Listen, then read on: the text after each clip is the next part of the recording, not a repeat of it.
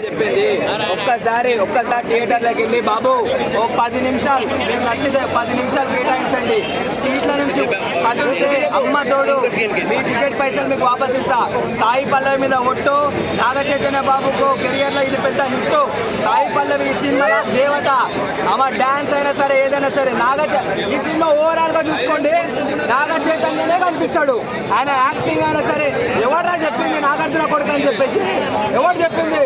ఒక చేపలు పట్టడం కొడుకు ఎలా ఉంటాడో ఆ యాస అయినా ఆ భాష అయినా మా ఓడు ఆ లుంగి కట్టడం అయినా సరే ఏదైనా సరే గిరక తీసిండు.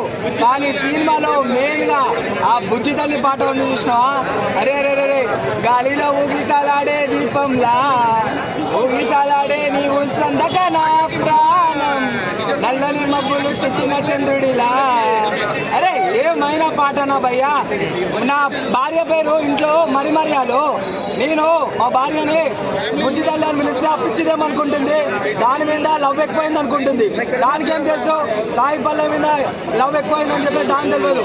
కానీ ఏ విధంగా చూసుకున్నా పాకిస్తాన్ కొడుకులని ఉరికించి కొట్టడంలోనే సరే దేంట్లోనైనా సరే ఒక రేంజ్.